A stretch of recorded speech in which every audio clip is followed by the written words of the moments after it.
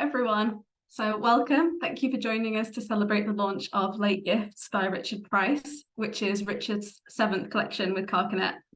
So tonight's launch is hosted by Alan Riak, who I'll be handing over to in just a minute. But first, I just want to run you through how this event is going to work. So for those of you who haven't met me before, my name is Lucy and I work at Carcanet Press. So tonight's event will last around an hour in total. There is a chat box on screen, so please do use it. Let us know where you're joining us from this evening. Let us know what you think of the reading, but do just make sure you change the settings first to send to everyone so that we can see all your messages.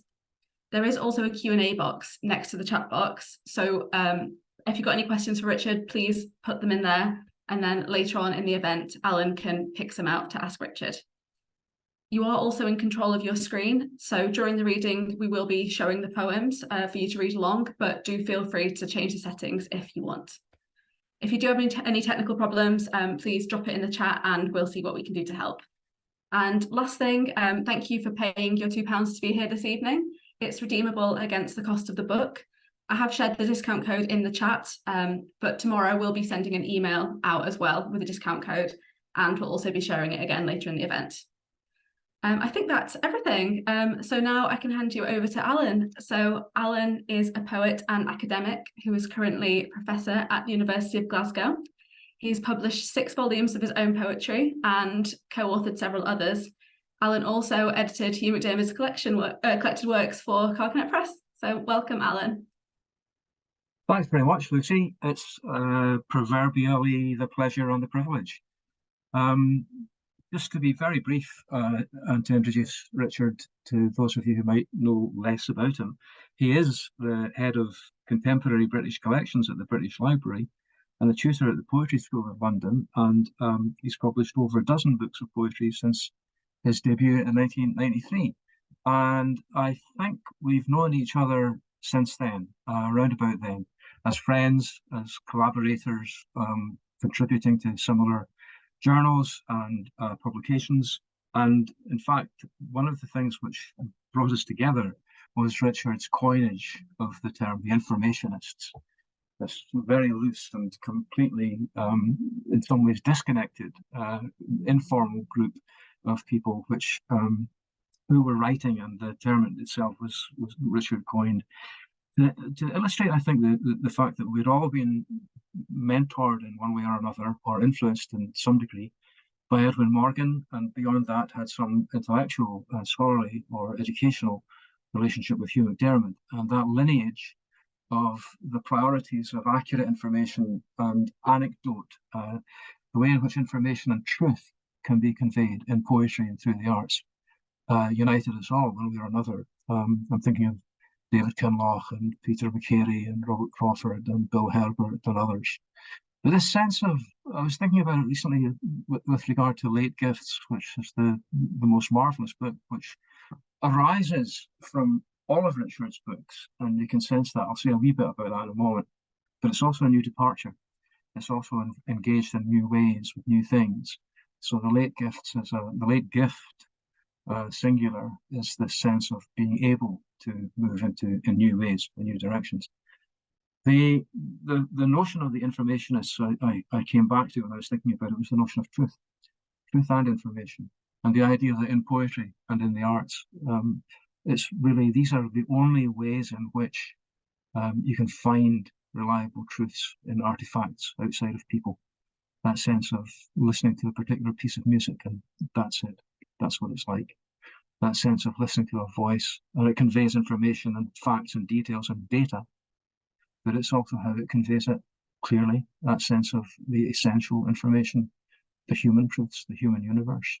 And in a world as it is, and as it has become increasingly recently, so given to misinformation and misdirection, this sense of where the truths are, where the late gifts are, these things that come laterally, with a kind of experience, with a kind of wisdom, is what you find in this book. So in a way, it's a kind of inevitable new departure that comes with age, but it's also a gift which is unpredicted, which is inevitably a surprise. And in this case, a delightful one. Sometimes these surprises can be awful and grim, and there are some awful and grim things that are recounted in this book. that are indicated, the horrors, the griefs, the disasters and despairs, are not sentimentalized or looked away from, but they are relativized or they are contextualized through what I said was Richard's drawing on his own skills, his own, let's call it genius. Maybe not a major world-toppling genius in the nature of Shakespeare or Hugh MacDiarmid, but a genius nevertheless, something that is so precise, so identifiable in Richard's work.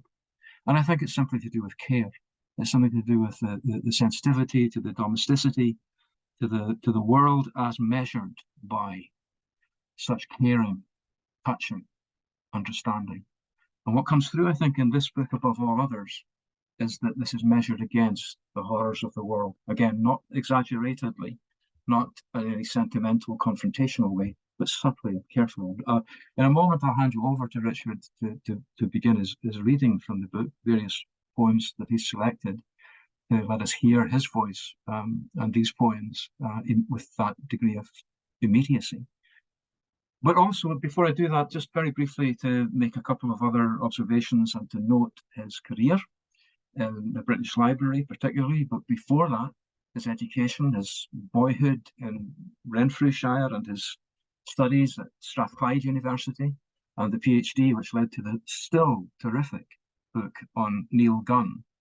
Neil Gunn, a book which in many ways has not been superseded as a study of that major author, and at the moment very neglected author, a great novelist, Neil Gunn. But also his attention to the ephemeral and the passing, the sensitive aspect of light publications, what William Carlos Williams might call a light book, in the magazines particularly that he helped edit or co-edited or edited, Southfields, Yearfish, Verse, and his own magazine called Painted Spoken, one of those fast-moving. Edward Dorn, the great American poet, referred to as the short poems, as take them in the spirit of the Pony Express, light but essential. And it's a bit like that with some of these, not only the poems, but the actual publications, with Painted Spoken particularly. Get it if you can. It passes you by too quickly. Light but essential. Lucky Day, the book which reflected on his daughter, and the fact that she has Angelman syndrome, was followed by Small World, and that collection was concentrated really on fatherhood and daughters and that sense of the family, the familial relationships that are there. These things coming through again, most particularly with this new book, and the son who is at the heart of it in many ways. And Richard will say a few words about that. But it's also married to the sensibility that produced this most recent vast book called The Owner of the Sea, 3 Inuit sequences retold. And it's that sensitivity to myth and to being able to see things in a mythical or on a larger scale, not only data information about the factual, but also in the context of larger meanings, which informs the criticism as well as the poetry. The criticism, in fact, Richard's book of essays called Is This a Poem? Conveys that the way in which the sensibility that informs the criticism is also the sensibility that informs the poetry. This is a rare thing, I think. So, John McAuliffe referred to this book, Late Gifts, as joyful and anxious. And I might come back a little bit later to come back to that sense of the anxiety that's in the book. It doesn't mean that the poems are trembling with anxiety, but it does mean that anxiety is considered as a fact, as a point of information. And this sense of children, the vulnerability of human beings, the relationships, which are very often in this book wonderfully playful and joyful and dancing between the father and the son, are also vulnerable and subject to violence from outside as well. So in one of the poems that struck me so powerfully in the book is called Gaza. And the language of that poem itself starts to break up, it becomes inchoate. So how do you rationalize, how do you make proportional or measured such things as the calculated deaths of children? Measured against that, this is a book of joyful celebration of this one particular child, but of the notion of what this means, children in general. Richard Price, I think, in this book does the opposite, the precise opposite of deletion, of the inhuman cancellation, the deletion of the children, that's to say, of the future, in human terms. The poems are the truth about what is of value here. And I think I want to stop at that point and ask Richard to come in and take us through a short set of the poems so that he can read them to us. And then we'll come back for questions and conversation a little later on. Richard. Thank you, Alan. That's an incredibly generous introduction. What I'm going to do is to try and pick my way, which will be our way through the collection. There's always a little bit of worry that you can't represent the whole book. We'll just have to live with that, of course.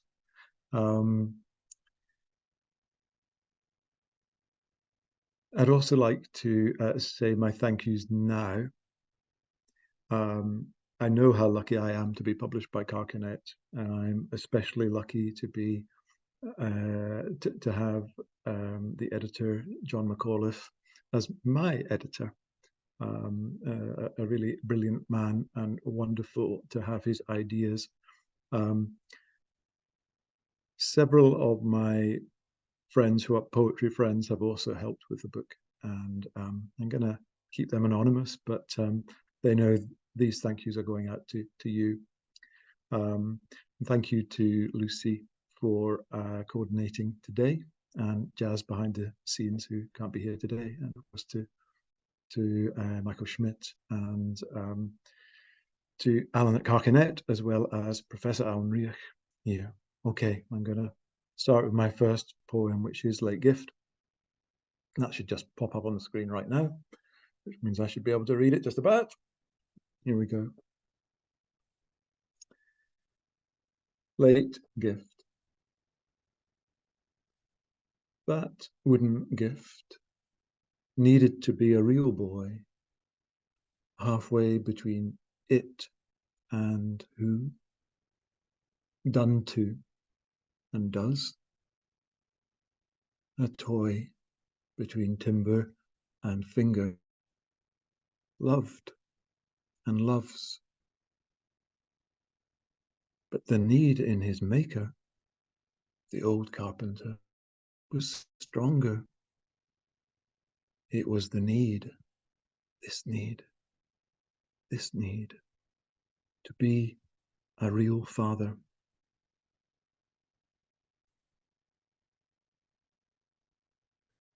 Well, one of the things the book is about being an aged father-ish, and this young boy appearing and living a kind of new life through him, with him, about him. Now, I know there's a kind of icky limit here.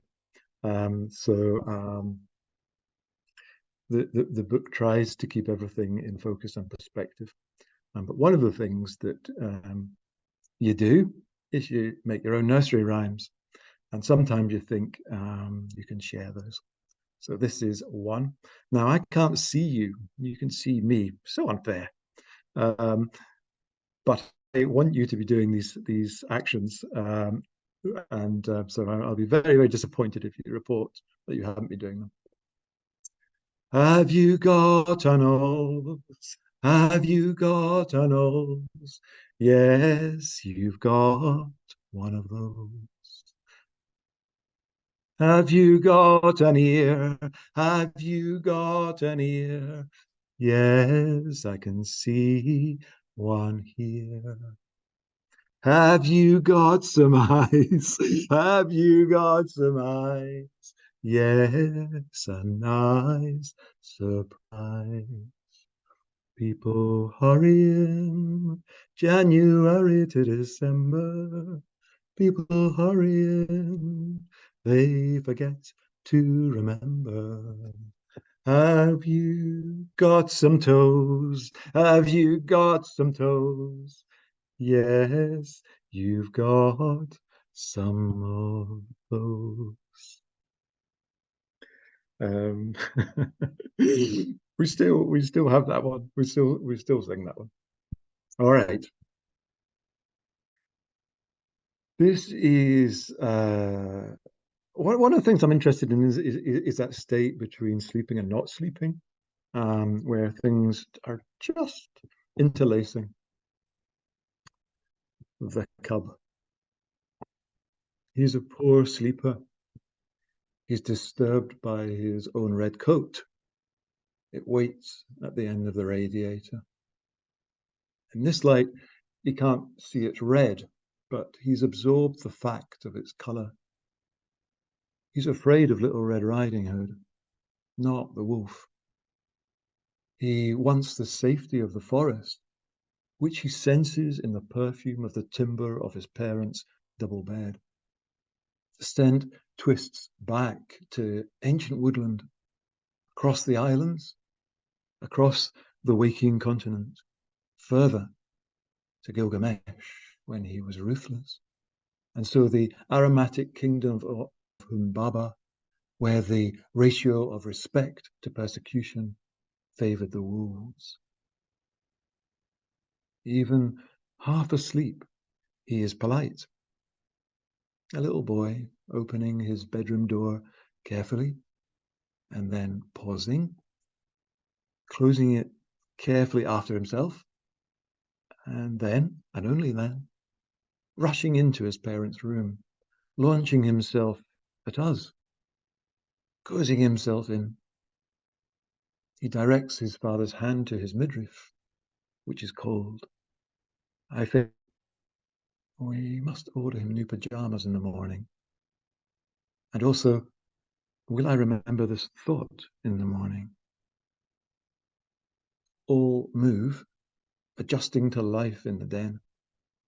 All allow themselves a return to the reality of their dreams, to their natural impersonation of a hunting pack asleep.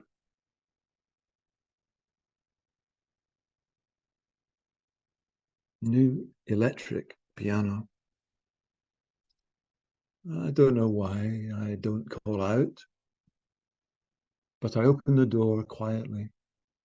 I softly know the rooms again. The lives are sleeping. I check my phone to check my phone. Is there any news about the nurse? In the front room, a boy, my son, naps across the armchair.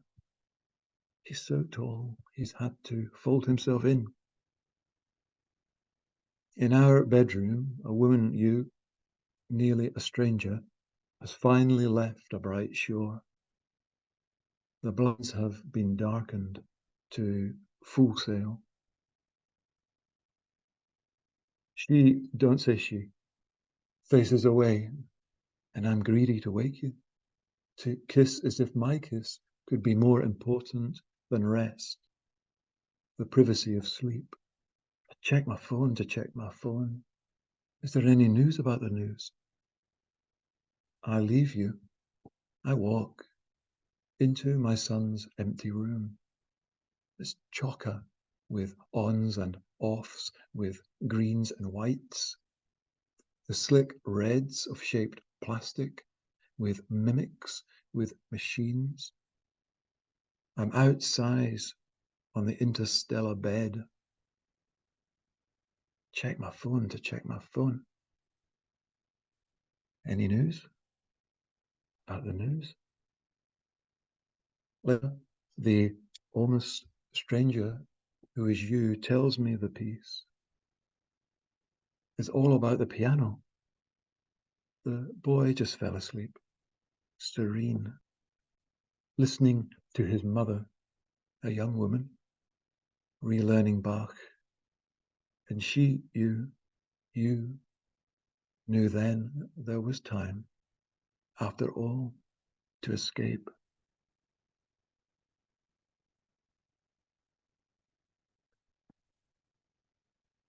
The background to this poem or song is the riots in Tottenham and Wood Green, where I live. This is about 2011. Frank is telling me the feds are on the move. It's a black kid, so there's no time to lose. They shoot the man in his car.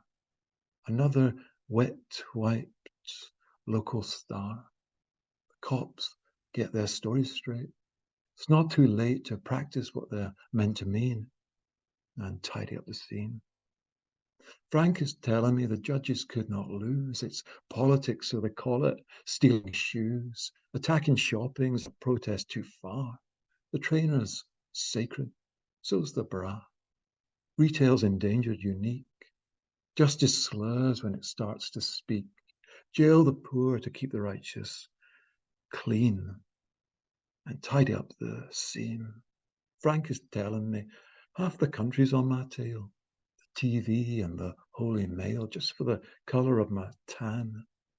England doesn't need the Klan.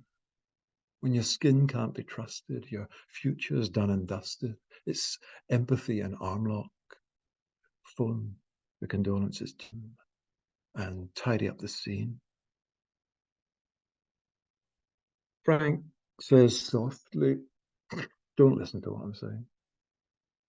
Look at the boys here playing, thinking up a new world with laughs and Lego, colour and creation from the chaos at the get-go. They both start in the same circumstances. You know the difference in their likely life chances. Then he calls to my boy and his dean, gentle like he's lost all spleen, subtle like there's more he wants to mean. It makes me think I'm down there with the toys. Clear up now, boys. No order, no ice cream. And tidy up the scene.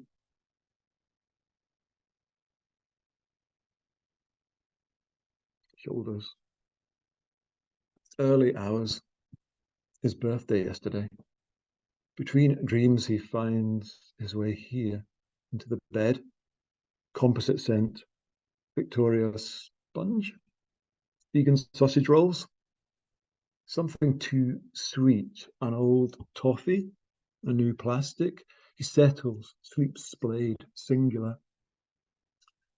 A clothes horse that's fallen in the long march back from Moscow. I can dream too. I'm lifting the lad in daylight, lifting him up onto my shoulders. Half his life ago would stride out like that.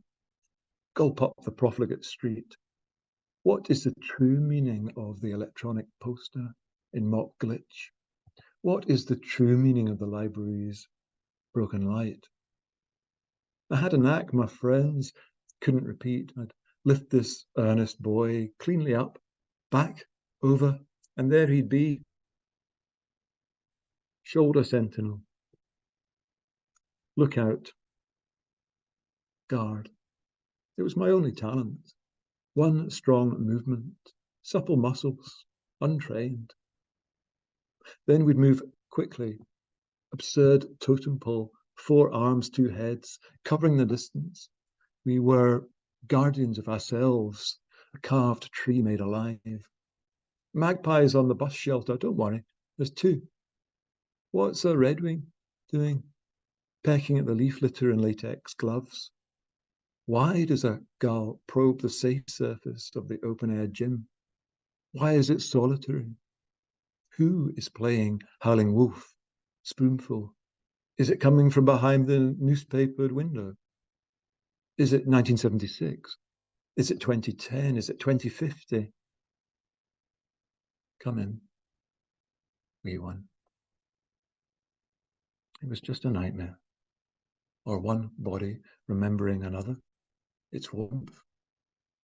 In the morning, I'll tell him, my turn to sit on your shoulders. He'll look aghast, and we'll end up side by side, of course, full of questions.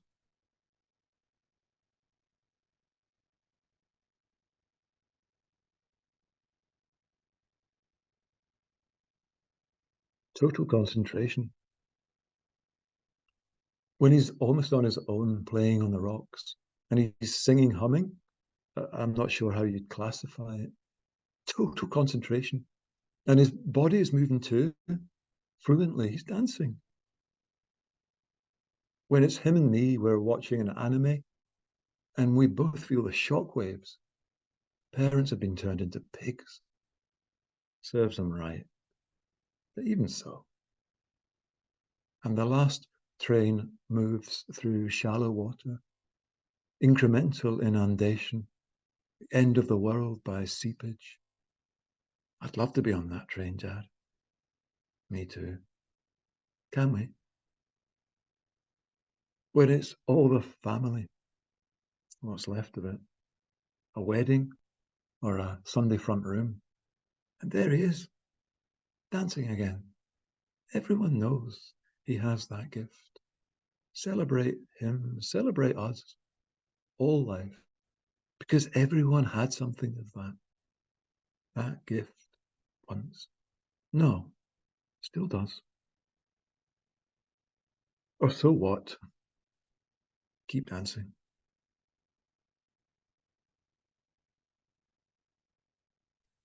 This is one of the practical poems in the book. I think the nursery rhyme is a practical poem. It helps you, and it helps other people, literally in the moment of its reading. And I wrote this for my niece, Iona, and her to-be husband, Lee, for their wedding. Wedding song.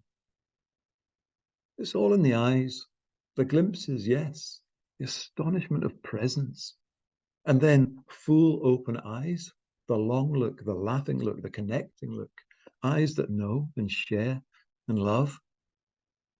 It's all in the hands, the miracle of hand in hand, yes, hands seeking hands, a caring hand on a shoulder, working hands at rest, side by side, hands that know and share and love. It's all in the understanding. Getting to know takes a lifetime. Yes, life of the closest understanding, the elaborate luck, the gift of finding, and all to know and share and love. So this is a long poem. I'm sorry about that. It's sometimes a little bit difficult to take a long poem at a live reading.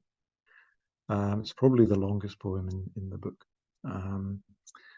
You can fall asleep in it. It's okay, because it is a kind of dream poem. And when you wake, you realize the kind of car that you've fallen asleep in. Left-hand drive. Stolen left-hand drive. Bench front seat. Europe or America. Kraftwerk, harmonica.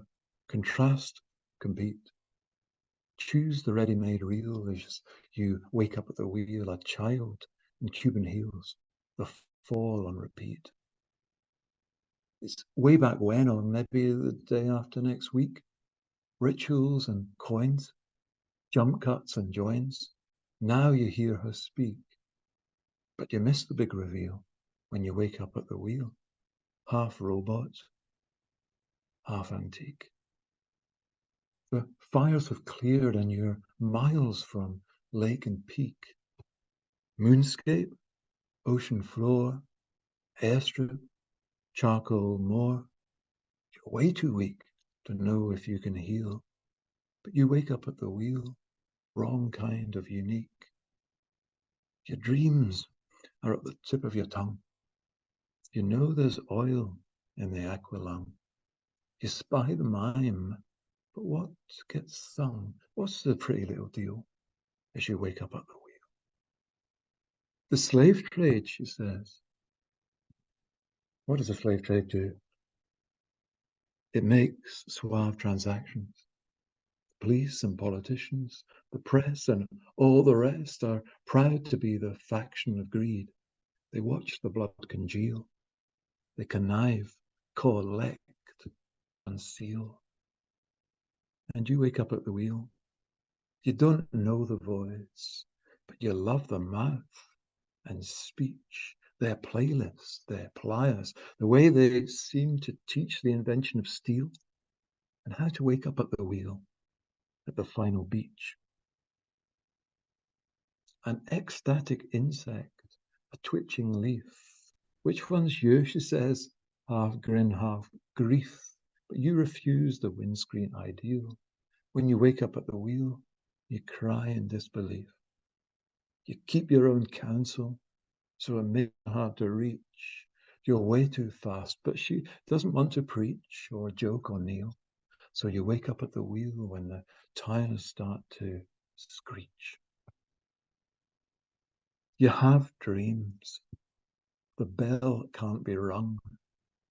If this is home, it's false, too close, too far flung. You bide your time until you're stung by an emblematic bee, by reluctant, indignant zeal, and you wake up at the wheel. You have to stop the stairs and the schoolroom. Now you're underground, or it could be underwater. You're the star of the children's ordeal, a god with mass appeal. No, wait, a crab in a tightening creel as you wake up at the wheel. The road is too rivery for same-day delivery, and the crate has lost its seal. It spills space rocks and a platinum ring, gaskets and masochist string, brisket of lab-grown lamb, lurex, latex, and the I Ching, a yoga mat and a cuddly eel. It spills smallpox in files and a syringe, anthrax pamphlets from yesterday's fringe, dog baskets, dope and body positive bling, slops of butter from Kerry, rip-offs of Chuck Berry, his mad ding-a-ling, a cricket bat, baseball cap, and a bubbling Happy Meal. It spills sparkle socks and a paling tam lin, limpets and cleats, trumpets and receipts, laminated reviews of the rite of spring. It spills compromat and complan, Tiny Jane and Tarzan, sawn off tusks, curated dust, civet musk in a Silk Road sling, and jars of talismanic apple peel. A mechanical box slips and drops. It spills the ticks and talks of unscented seconds and ting. There are uncensored voices and recorded rejoices for the once and future king. Llama hat, lamprey, and leggings too thin. And there are eggs exuded from crocodile and teal. It spills freesias, anti-amnesia's gifts for forgiveness, a children's swing. There are hard-earned earrings, videoed hearings. A witness minded his own business, then opted to sing. It spills self-help. Help yourself from the shelves of a selfless bookmobile. It spills palm oil for mouthfeel. It spills Blue Boy flocks and stuffed vine leaves in a tin. It spills tea and electronics, heavy avionics, voodoo for Brent from Beijing, and a thermometer, and veal. It spills savoury chalks and sculptures from Old Benin. It spills sacred caskets discovered in sparlets. One had been a nightclub bin, and notes of how people voted, and a SIM card loaded with a twice encoded appeal. It spills old locks and a new kind of spring. Anklets with love heart and golden wing, a lucky cat in pained appeal. It spills a throat slit fox in mid-grin, muskets for Mohawks, advice for the Inca, how Christians must sing, a technocrat's guesstimate, a diplomat's testament, and the last harbour seal. It's starting to be surreal. Sky comes over all shivery above the hearse's livery, to just realizing you're both the man driving and the corpse twitching within. You're the ancient wiseacre, no, a toddler with a pacemaker, and babies just grace his shin. A man plays lollipops on a glockenspiel. You sniff, you cough, you might have nodded off.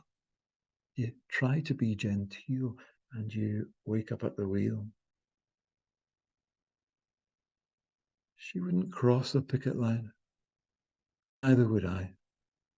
We agreed on politics, but couldn't see eye to eye on how to feel. We said goodbye to keep the closeness real. And I woke up at the wheel.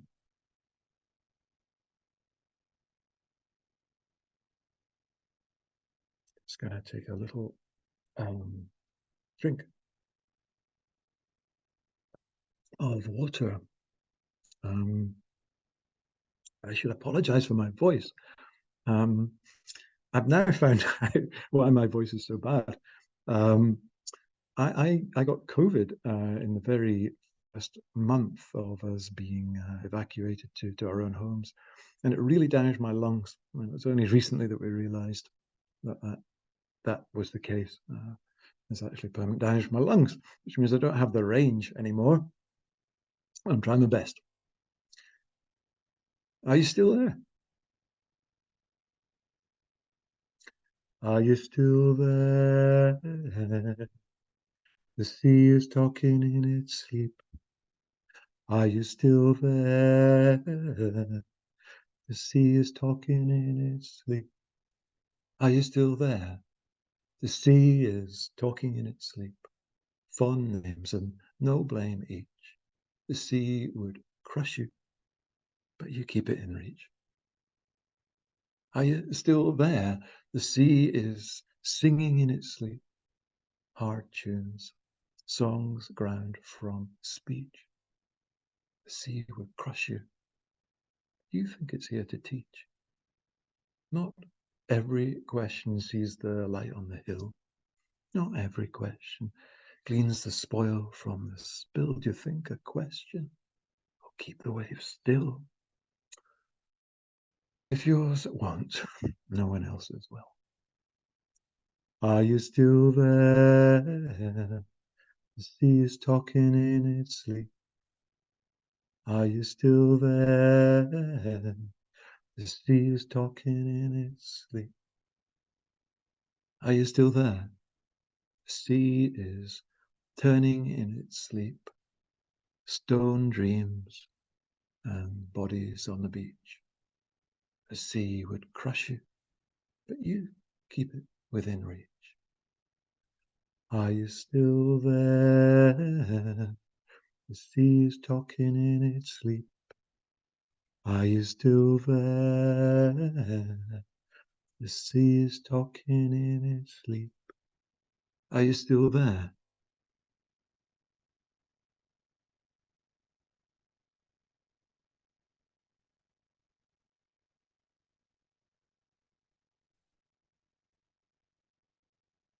Thank you. Still here. I like to end this set with that one. See, there's a message from Peter McCary in the chat saying, "Still here, still there." That was wonderful, Richard. The whole thing was the whole reading, the whole sequence and set of those poems, so well chosen and so well balanced, and you should not apologize for your voice. One of the delights of an event like this is actually to hear your voice and to hear the voice of the poet. In this instance, doing such a great reading. There's lots of comments coming through in the chat that are full of praise. Wonderful. I'm loving this. Really, really lovely poems. And Lucy is reminding everybody to put questions in the Q&A box or in the chat. I'll check them both as we go through it. And it's also nice to note at this point that the people that we've got here with us are ranging from coming in from all over all over the known universe, from really important places like Orkney, all the way through Stuttgart, Italy, Nottingham, Withington, even London. So there's we've got a fair I've heard of number it. we've got a fair number of a fair geographical range. I want to maybe I can just get into Cardiff too, as a note has just popped up. I want to say a couple of things about some of the poems, because just a couple of details that I picked up on that I'm delighted in. I love a poem with Tarzan in it, and to have to have Tarzan and Jane annotated in there is just one of those wee.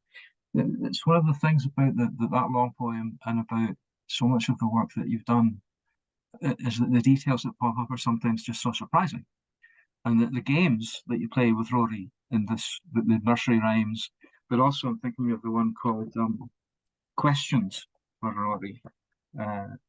Are you 3 years and a nose? Are you 2 lampposts mid-argument? So on and so forth. It's just fabulous. And the one at the end, the personality test. I think that's a great one. We'll come back to that a bit later on.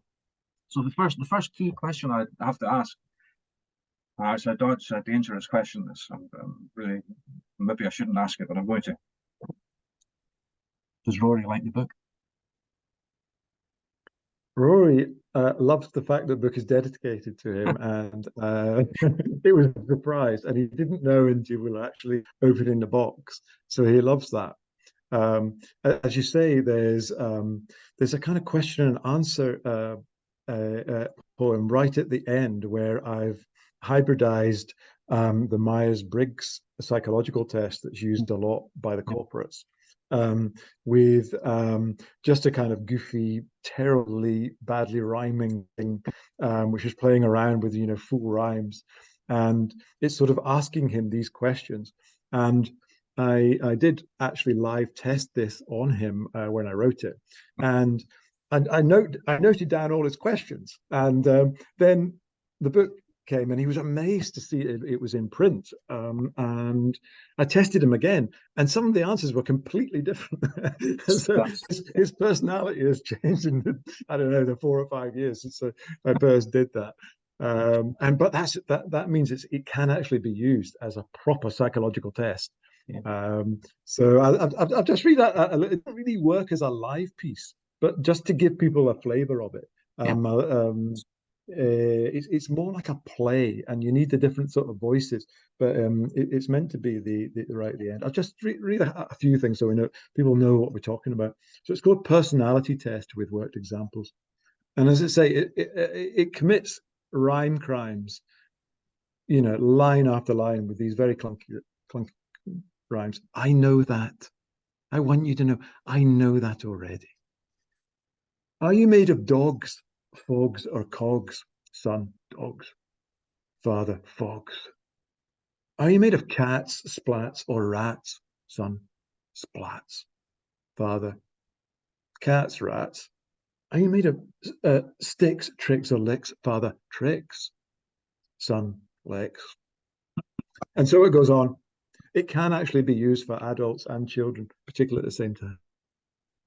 It has that playfulness, but also that objectivity in a way. I mean, there's a kind of informational border to it, which is reliable at the same time as it's unreliable in terms of what the answers might come from, might take you anywhere, might come from anywhere.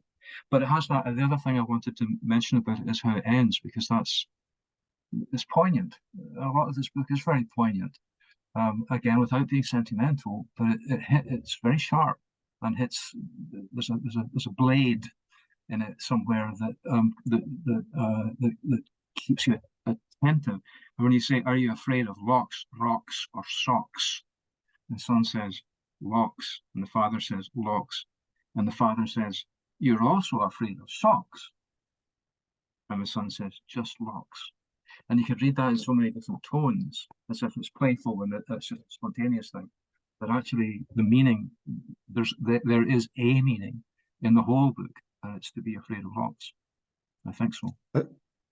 I suppose I'm really interested in torque, Torque, So the amount of pressure you can get for the minimum appliance of Yeah. leverage. And one of the things that reoccupying an informational given does is you've already got a ready-made context there. So you're already halfway to getting a lot of torque. It's essentially a minimalist idea. As you build bigger kind of macro poems, I still want to be attentive to that. And with some of the ones I'm aware that they're just on the, I think the safe side of sentimentality. I just want to remind people about some of the bigger things. So even in that playful ending, there are things about the father's past which are hinted at, to do with ghosts, to do with all kinds of other things, and to do with the optimism of a young child as well, and him not really understanding things. That's really important, these levels of understanding, and also for the parent to relearn. So the whole thing about the body, the shame of the body as you get older, the way that you are taught to over control it. When you actually look at children, the way they are much more in tune with the patterns of their movement, that's something we should relearn, I think. So that poem about total concentration, it is about a kind of natural dance, even if it is a dad dance or whatever. I suppose the other thing I would say is, who cares if you've got children or not? It's not really about the parents' club. It's actually observation of the human life at various stages through that life. So I'm not trying to get any kind of purchase out of being a dad or a parent or anything like that. It's just a sense of throwing everything into contrast by looking at something in real detail. So I suppose it's the question of autobiography, which I feel a little bit uncomfortable with to some degree. That I want to use autobiography to look at the rest of the world as a starting point, and not really to look back in a way that doesn't really interest me. I'm not interested in the personal life of myself or the people I'm talking about. I'm actually interested in the wider context, and also the kind of songiness of poems. So these are the beginnings of something which is a sound pattern, and it can't be abstract. I want it to be. I want it to tend towards the abstraction, but it can't quite be that, because it's a very human social thing. For me, there are actually, of course, there are abstract poems, but I want it to tend towards that. And that's really where the autobiographical element starts. It's not really finishing back with a family album. It maybe starts with that, but it's going beyond that. Yeah, I get it. It's that in the total concentration poem, that the notion of keep dancing, and it's, in a sense, the abstract is there not only in the dancing, the movement, but in the music. And there's a great question in the Q&A that's come in from David Kinloch. He says, "Can you say something about your obvious love of song and the ambition to catch the accentuations of contemporary urban speech? Your poems seem to slip from one to the other, or from one into the other."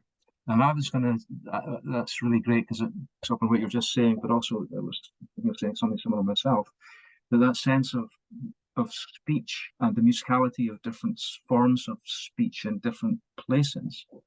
And we can hear it in your own voice, Scott's inflections, but also urban English tonalities as well. And that's, that there's a beauty in that, and it's tailored into the poems that almost carries that abstract sense of this is not rooted in place or autobiography. This is actually moving and dancing with that music of it. And David's point about the urban speech and the song is pertinent there. So maybe that could maybe say a few words about that. Yeah, and hello, David. Thanks for tuning in. So I would produce a kind of cluster of heroes as far as that's concerned, as one way of explaining that. So the great modern lyric poets would be Creeley, Robert Creeley, and Tom Leonard. Those are really really important. Williams behind Creeley to a large degree. So those are really really important to me. I think there's one other element. So there's the written stroke printed, and there's the song like, but there's also the visual space. So all those three are really working together in some of my poems, and I'm really really interested in that. So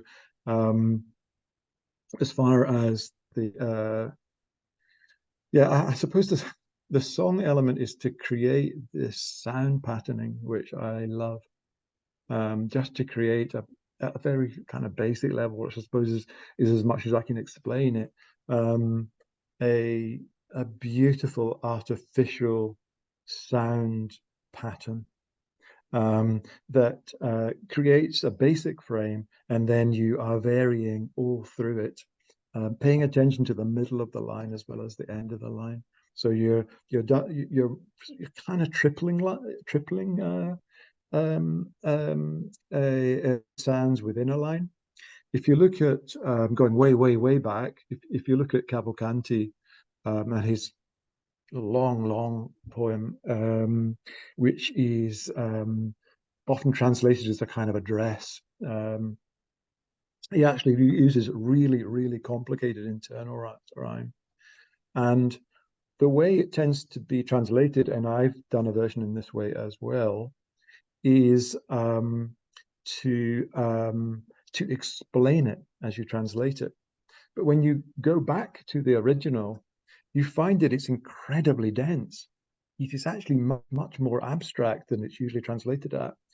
And one of the ways I try to get around that in the end is to erase a lot of the explanation within my translation and then compress them together. So you're just getting this glimpsey, flinty, large object, which is coming from song, and producing that. And I think that cluster of poets is where that's coming from, plus a kind of spatial sense, which they don't necessarily have. Tom Leonard does have it, where they're trying to triple those different sensory traditions, I guess, into one object, making it really quite a dense thing that seems very light. Yes. Is that a lot of platitudes? Never ask an artist to explain pain. You know what I mean? I don't think they're platitudes. I mean, you're all that self-consciousness about the what do you call it? The icky limit, the icky factor, and the platitudinous, the willingness to risk answers that become complex, but are actually answering the thing in exactly that way. So I think you did it, Richard. You did it. I was thinking the two things. One was Ian Hamilton Finlay's phrase, "The dancers inherit the party." You know, what we're carrying on with is what the dancing is. And the other thing that came to mind was when I met Robert Creeley in New Zealand, and I remember talking to him about this. And he was saying that critics or people had said to him, "Your poetry is so abstract. It's so abstract." And he's saying, "No, it isn't. It isn't. You know, rain is rain in my poetry, in my poems, and the earth is the earth. And the earth is also there to land on or to take off from." So there's a kind of that movement into the dance, into the abstraction, or into the movement of music. It's absolutely sensitively conveyed. So it's not so much platitudinous as connecting the realities of, well, I mean, in the case with this book, the reality of the autobiographical fact and the information of you and your son, with all of these concerns that are global, that are human in Charles Olson's phrase, the human universe, that sense of it being actual and out there, as well as the internal and palpable, the touching of it. All of these things are there. Yeah. I'm just gonna have another look. There's another question, I think, coming up. Katie Evans Bush says, these poems feel so personal and lyrical, kind of slowed down into intimacy. Does it still feel like informationism, or is it something else now, like the Myers-Briggs? The Behind the Wheel poem, though, which I love, she says, you're still on the superhighway and one way, right enough. So there's compliments there, but there's also a question. I mean, how would you trace succinctly describe the distance between the contraflow and the superhighway, the informationism as was, and where we are now? That's in a way that's a historical question. And by the way, hi Katie, thanks for coming. I see a continuity. I have never given up the faith in informationism. I think most of the other people are slightly embarrassed by it, and I don't blame them. But I think things still very, very good things are being written within an informationist world, and I'm thinking immediately of an absolutely fantastic book by Robert Crawford called Curriculum Violette, which I can only recommend at 5 stars. And this is well, I better not advertise his book too much, but check it out. It's a really, really fine book. It occupies the idea of a CV and tells a fascinating personal history through that. I just see a continuity with the informationist things. If anything, I see the first phase of informationism as too tentative, as closer to sort of quizzicalness, sometimes pastiche. Certainly a spirit of inquiry and a spirit of fun, but I think things got much, much more serious after the informationists' heyday, which must have been about 1995. And the play that we were having was good.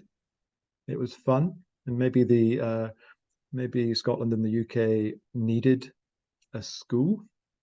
There's a kind of flinch about poetry having a school. Oh no, we don't want that. No, that can't be. But I think we should have movements in schools, collective action as well as individual action. But I think the fun and games is over, and the informationist skills and ideas now, after 2000 anyway, became more serious. And I think that's a very good thing. But I don't think it's a repudiation of the 90 to 95 when we were doing what we were doing, and we had our own infrastructure. We'd set up all kinds of infrastructures to get informationism across one way or the other. Didn't always call it that. I think that's a wonderful answer. I'm not only glad of it, I'm grateful for it, because it goes back to what I was saying, I think, at the beginning of our session, that with the new book, with Late Gifts, there's this sense of a continuity of a development and drawing upon the skills, or the use the Joycean word, a nice genius. That kind of aspect of it that's there in the earlier books that comes right through. And there is play, absolutely there is play. But there's this aspect of the vulnerability of it and the seriousness of it, and the fact of this play and this vulnerability taking place in the world as it is now. It's a different context. It's a different hypertext in some ways.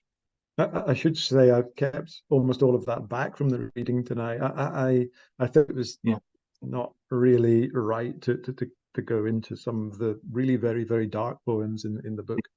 Indeed. And I want to be sociable.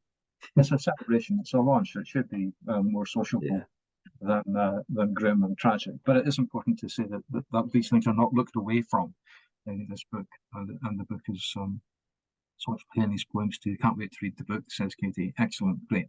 I'm just aware of time, and we're drawing really to a close.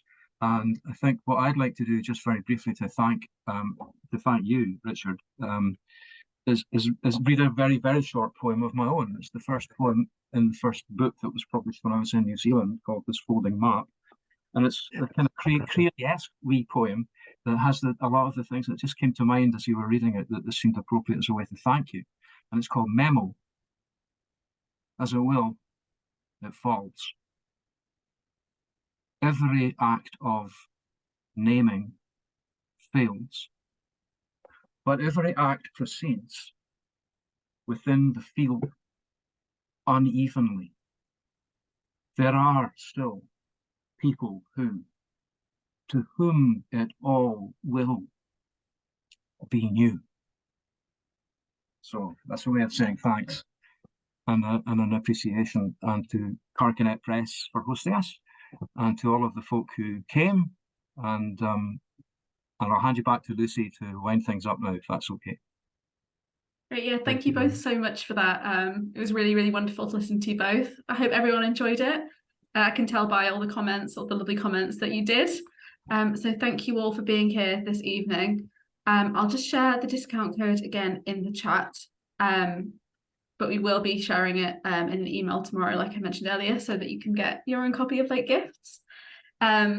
Also, just want to let you know that the next launch is next Wednesday, the next Carcanet launch.